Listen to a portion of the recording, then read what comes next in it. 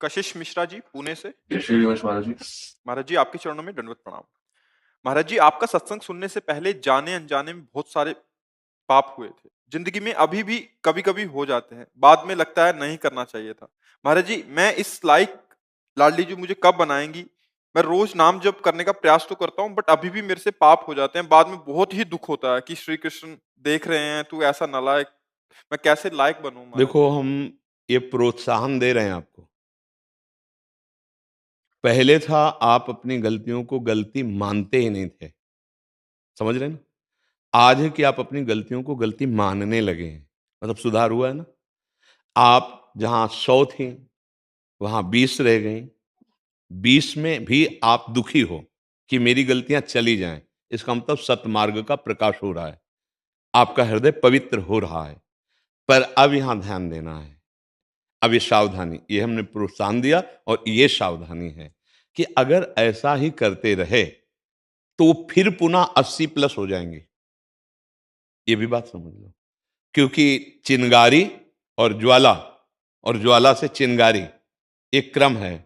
अगर चिंगारी को फूस मिल जाए और अनुकूल वायु मिल जाए तो ज्वाला बनने में देर नहीं लगती, और अगर फूस ना डाला जाए, अनुकूल वायु ना मिले तो शांत हो जाती है।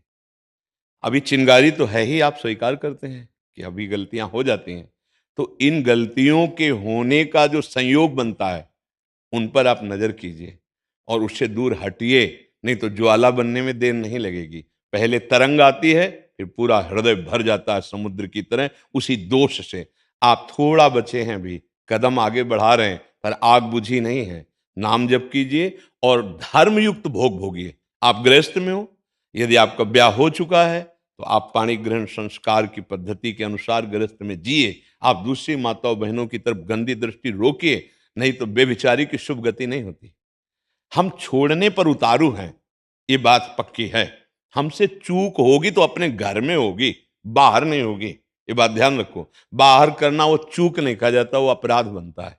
किसी पर अन्य संबंधियों के प्रति दोष दृष्टि करके, भोग वासना करके वृत्ति बढ़ाना, इसे साधक नहीं कहते हैं। बहुत सावधानी। यद्यपि प्रोत्साहन इसलिए दिया कि आप 100 से 20 में आ चुके, 80 छोड़ रहे हैं, पर वो कोई खास बात नहीं, क्योंकि 20 को 100 बनने में देर नहीं लगती है। छोड़ने में आपको सालों लग सकते हैं, लेकिन वहां पहुंचने में, पुनः उसी स्थिति में आने में 5 मिनट लगते हैं। वो पूरा हृदय विषयी हो सकता है। इसलिए आप सावधान रहिए, अपने को एक सीमा में रख लीजिए। और ऐसा नहीं कि हम नहीं छोड़ सकते, आप छोड़कर दिखा रहे हैं ना अपने अंदर। आप कुछ तो छोड़ दिए ना, तो ये मन है। जब आप छोड़ने को कहोगे तो उदास होने लगेगा, ये आपका साथ देना बंद करेगा, ये आपको निराश करेगा। आप इसकी चालबाजी से हारिएगा नहीं, ये आपके अनुकूल ही बनना पड़ेगा, क्योंकि आपके बिना ये कुछ नहीं कर सकता है। और अगर इसको आपने कहीं नाम जप में लगा दिया और संयम में ले आए तो आप जीवन मुक्तता की तरफ बढ़ जाएंगे गृहस्थ होते हुए। नहीं तो ये सबको फंसाकर भ्रष्ट ही किए हुए है। ऐसी स्थिति ला देता कि मैं भोग के बिना जी नहीं सकता। लिख लो, ऐसी स्थिति ला देगा कि मैं इस नशा के बिना, इस व्यभिचार के बिना, इस खाद्य के बिना मैं रह नहीं सकता। आप कुछ भी हो, इतना कमजोर कर देगा। आज तो कम से कम सत्संग का बल आपके अंदर जागृत हुआ कि आप लड़ना शुरू कर दिए, आप उसको परास्त करने की चेष्टा कर रहे हैं। नहीं तो ये इतना दबा देता है, उत्साहहीन कर देता है कि वो व्यक्ति, अब मैं नहीं जी सकता, अब मर भले जाऊं, मैं ये नहीं छोड़ पाऊंगा। उसके अंदर ऐसी कमजोरी पैदा कर दे। अभी तो धन्यवाद है कि आपको सत्संग के वचन पालन करने का उत्साह बचा है, नहीं तो अध्यात्म विहीन जीवन, नारकी जीवन ये मन बना देता है। तो हमें सावधान रहना है, कहीं जो हम कदम आगे बढ़ा चुके हैं फिसल कर वहीं ना पहुंच जाएं। और अगर एक बार फिसल कर वहां पहुंच गए तो दोबारा उत्साह आना बहुत कठिन होता है। लगता है यार देखो, कई महीने से हम ऐसे चल रहे थे, फिर हम भ्रष्ट हो गए, इसका मतलब हम नहीं निकल पाएंगे। फिर उन्हीं भोगों में वो प्रियता कर बैठता है। कमजोर मत बनना। हम कई बार एकांतिक में और सत्संग में कहा कि अगर 1000 बार हम हार भी गए ना, तो उसके ऊपर भी हम उठने की योग्यता रखते हैं, क्योंकि हम अविनाशी भगवान के अंश हैं। इस शरीर में फंस गए हैं, अब मुझे हटना है। 1000 बार अगर हमें काम गिराता है, क्रोध गिराता है, तो हम ढीले नहीं पड़ेंगे। हम भगवान नाम की कमर कसेंगे और इस भव समुद्र से पार होंगे। बात समझ रहे हैं आप? हाँ, पर जो गलती है उसे गलती मान रहे हो तो बचने का प्रयास कीजिए। अगर आप बचना चाहें तो आपको कोई कैसे फेल कर सकता है? हम लोग बचना नहीं चाहते। हम लोग की 100 में इतना तो चलेगा। वो जितना तुम बनाए रखे हो उतना ही बना है। नहीं, अगर आप लकीर खींच दो कि नहीं तो आपको कोई गिरा नहीं सकता, पक्का समझो। कैसे कोई गिरा सकता? मुझे नहीं भोगना, मुझे नहीं खाना है, मुझे नहीं पीना। पूरा जीवन हो जाएगा, कोई आपको परास्त ही नहीं कर पाएगा। पर हमारे अंदर एक कमी रहती है, उसमें सुख बुद्धि रहती है।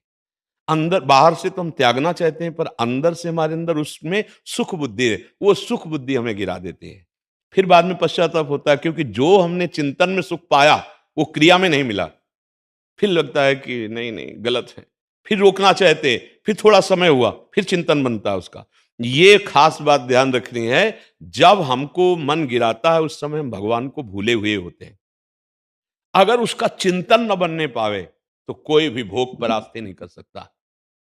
जहां हम उसके ध्यान में, उसके चिंतन में डूबे, तहां आसक्ति प्रकट हुई, संकल्प बना, क्रिया बनी, बस नष्ट हो गई। यही होता चला जा रहा है। तो चिंतन को रोकने के लिए हम बार बार सबसे प्रार्थना करते हैं, कोई कठिन बात नहीं। जहां आपका गलत चिंतन होने लगे, नाम कीर्तन करने, उस समय नाम जप नहीं चलेगा, उसमें नाम कीर्तन करे। मन आपको रोकेगा, मत करो नाम कीर्तन। देखो हम तुम्हें सुख प्रदान करने वाली बात बता रहे हैं, इसका चिंतन करो, इसका संकल्प करो। और आप सावधान रहें, अगर नाम चल रहा है, नाम कीर्तन चल रहा है, नहीं उसमें मन लग रहा तो सत्संग सुनने लगो। नहीं हो रहा तो उस संयोग से हट जाओ। जहां भ्रष्ट होने का संयोग आए, हट जाओ, बिल्कुल हट जाओ, दूर हट जाओ। जैसे किसी की गोद में काला सर्प गिरे, कोबरा सांप गिरे, तो वो बिना विचार के पहला काम करेगा, फटक देगा दूर, करेगा ना? ऐसे ही अधर्म युक्त यदि विषय सेवन का नंबर है तो भाग पड़ो। जैसे सांप को देखकर भागे, ऐसे भाग पड़ो, फिर बाहर विचार तुम्हारा ठीक हो जाएगा। अगर उसके संयोग में रहे तो नष्ट हो ही जाएंगे, क्योंकि इतना ज्ञान नहीं है कि जित संग दोषा, वो दोष युक्त क्रिया का संग हो रहा है और आप अपने स्वरूप में स्थित हैं। इसलिए सावधान रहिए और ये ढील मत दीजिए कि हमने 80 छोड़ दी है, अब 20 रह गई। 80 होने में, प्लस होने में देर नहीं लगेगा। ये माया है। जब तक कोई भी भोग वासना है तब तक उपासक को धर्मयुक्त भोग भोगना चाहिए, चाहे गृहस्थी में हो चाहे विरक्ति में हो। धर्म विरुद्ध आचरण फिर उसको भ्रष्ट कर देगा। तो गृहस्थी में तो बहुत सुविधाएं हैं, विरक्त को तो पूरे जीवन चौड़े पे लड़ाई लड़नी होती है, गृहस्थ को किले की लड़ाई है। विरक्त को तो आजीवन चौड़े पे लड़ना है, हर विकार से लड़ना होता है।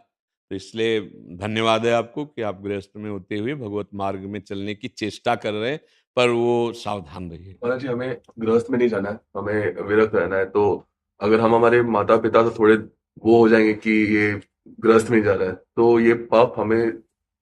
माता पिता की सेवा के लिए कौन है? बहनें हैं हमारी। नहीं, बहनों से काम नहीं चले, ऐसे ही रहो, मत करो ब्याह अगर तुम्हारी इच्छा नहीं तो।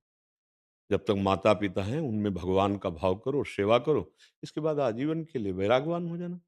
ऐसे ही रहो जैसे रह रहे हो, कुछ नहीं। हमारी बात समझ लो, कहीं भाग के नहीं जाना। कोई बाहरी परिवर्तन से भगवान नहीं मिलते, उद्देश्य के परिवर्तन से भगवान मिलते हैं। अपने माता पिता को भगवान समझ लो और उन्हीं की सेवकाई करो। और जब शरीर पूरा हो जाए तो आप आचार्य परंपरा से, किसी भी आचार्य परंपरा से वेश ले लो और भिक्षावृत्ति से जीवन निर्वाह करो। पर माता पिता की सेवा बच्चा भगवान की सेवा है।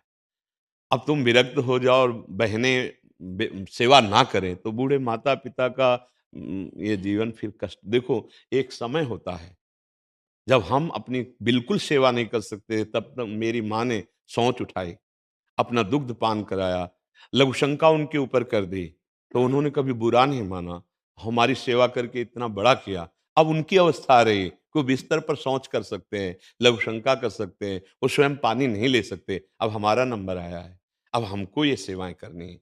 कभी हमको ऊबना नहीं है, वो हमें गाली दें तो हमें नाराज नहीं होना है। देखो, छोटे बच्चे को देखो, जब वो उस माँ के अनुकूल वो वृत्ति नहीं करता, माँ को पीटने लगता है। छोटा बच्चा है ना, चढ़ा गोद में है और माँ ऐसा लगा कि हमें ये चाहिए और नहीं दिया तो माँ को पीटा, तो माँ क्या करती है? हंसती है।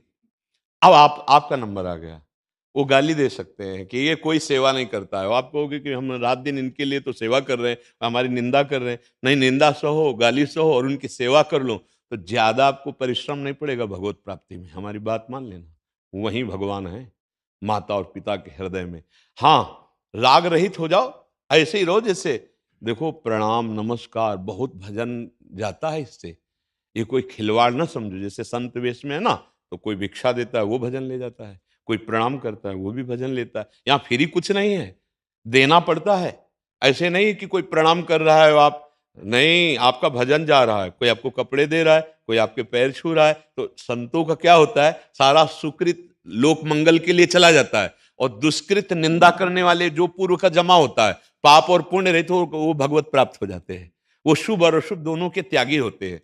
तो आप गृहस्थ में आपको कोई प्रणाम नहीं करेगा, आपको कोई जान नहीं पाएगा, इतने बड़े भगत हो। आपकी पूंजी पूरी जमा रहेगी, और अपनी मेहनत से कमाओ और माता पिता की सेवा करो, नाम जप करो। आगे चलकर विरक्त भाव प्रगट में ले लेना, अभी अंदर से विरक्त रहो। ठीक समझ रहे ना? भागना मत, माता पिता को छोड़कर मत भागना, अगर मेरी बात मानते हो। आजकल नए बच्चे सबसे बड़ा अपराध यही कर रहे हैं कि जहां माता पिता को अनुकूल करके संपत्ति लिखा ली, धक्का मार के बाहर कर दिया। तो तुमको भगवान ऐसी जगह धक्का मारेंगे कि तुम खड़े भी नहीं रहोगे। बहुत प्रचंड वो हैं, तिनकर काल रूप में भ्राता, दंड विधान करने वाले बड़े न्यायाधीश भगवान है। वहां कोई घूस नहीं चलती है, और वो जब दंड विधान करते हैं तो फिर सह पाना बड़ा मुश्किल होता है। हमें लगता है अगर हम गृहस्थी में ठीक से चलें तो बिना किसी तपस्या के भगवत प्राप्ति हो जाएगी। नाथ सकल संपदा तुम्हारी, मैं सेवक हम मान गए कि तुम्हें स्त्री की आवश्यकता नहीं है, आप ब्रह्मचर्य से रहना चाहते रहिए, लेकिन आप भेष परिवर्तन मत कीजिए, अपने माता पिता की सेवा कीजिए। ठीक है?